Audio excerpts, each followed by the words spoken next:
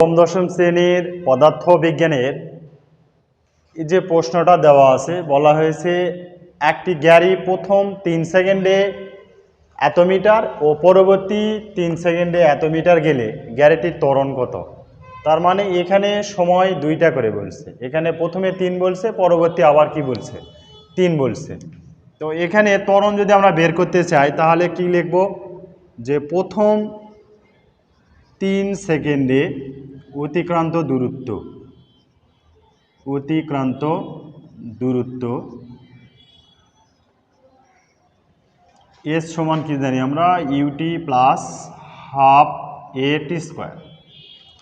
তো এখানে প্রথম 3 সেকেন্ডে অতিক্রান্ত দূরত্ব কত ছিল, 97.5।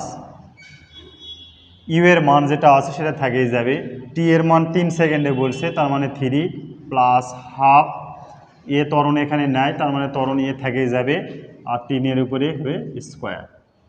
তাহলে এখানে 97.5 3 ইউ প্লাস এখানে 3 3 9, 9 1 2 দিয়ে ভাগ করলে 4.5 এত এ। এটা হচ্ছে সমীকরণ 1। আবার কি বলা হয়েছে, পরবর্তী আবার বলছে। এখানে কি বলছে, যে পরবর্তী আবার যদি 3 সেকেন্ডে যায় তাহলে গাড়িটির ত্বরণ কত। তাহলে পরবর্তী প্রথমে কত ছিল 3, পরে আবার 3, তার মানে 3 আর 3 কত হবে, তাহলে আমাদের 6 হবে। তাহলে 6 সেকেন্ডে অতিক্রান্ত দূরত্ব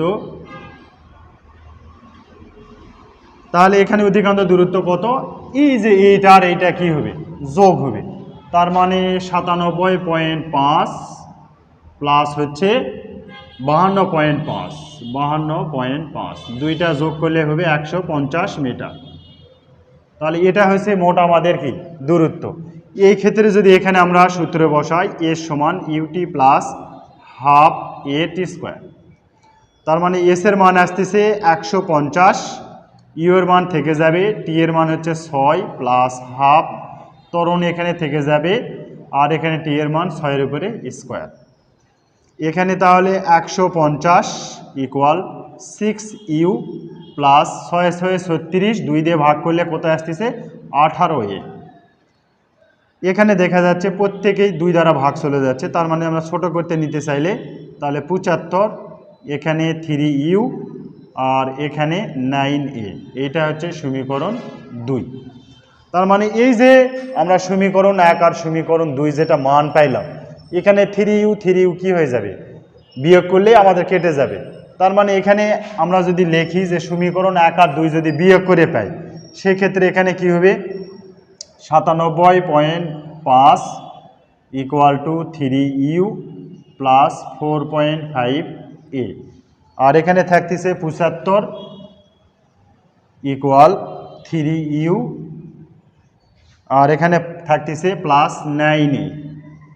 তো এটা যদি আমরা বিয়োগ করে ফেলি তাহলে এখানে চিহ্ন পরিবর্তন হয়ে যাবে, তাহলে 3 ইউ কাটা যাবে, এখানে বিয়োগ করলে হচ্ছে 4.5 এ, আর এখানে আসতেছে আমাদের বিয়োগ করলে মান দাঁড়াচ্ছে আমাদের 22.5। তো এখানে এ সমান আসতেছে, আমরা যদি ভাগ করে পাই তাহলে মাইনাস কত আসতেছে, এখানে ভাগ করলে আমরা মান আসতেছে 5, তাহলে এখানে 5 ms - 2। তাহলে এখানে এই যে গাড়ির প্রথম 3 সেকেন্ড আর পরবর্তী 3 সেকেন্ডে যাওয়ায় যে দূরত্ব অতিক্রমণ করছে, সেই গাড়িটার ত্বরণ আমাদের পাইছে কত, -5 ms - 2। অর্থাৎ এই মাইনাস দ্বারা বোঝানো হচ্ছে যে আমাদের গাড়িটা প্রথম যে ত্বরণে আসছে, পরবর্তীতে যে ত্বরণে সেই বেগটা কি হয়ে গেছে, আস্তে আস্তে সে বেগ কমে গেছে। এই কমে যাওয়ার কারণেই এখানে ত্বরণটা কি হয়ে গেছে, মন্দনে রূপান্তর হয়েছে। যেহেতু মাইনাস আসছে এখানে, তাহলে আমরা বুঝবো যে এখানে মন্দন হয়েছে। কারণ কি, বেগ বৃদ্ধির হারকে ত্বরণ বলে, আর বেগ হ্রাসের হারকেই মন্দন বলে। এখানে বেগটার মান এখানে হ্রাস যেহেতু ত্বরণে আসছে, তার মানে এখানে এই মানটা কি হয়েছে, মন্দন হয়েছে। তো এতটুকু লিখলে আমাদের অ্যান্সার হয়ে যাবে। কেউ যদি এখানে অ্যান্সার লিখে দেয় অতএব গাড়িটির ত্বরণ -5 ms - 2, তাহলে আমাদের অঙ্ক মোটামুটি হয়ে যাবে। তো এই জাতীয় অঙ্ক যদি থাকে তাহলে আমরা এরকম ক্যাটাগরিতে সহজভাবে নির্ণয় করব। তো আশা করি সকলেই বুঝতে পারছো, সকলকেই ধন্যবাদ।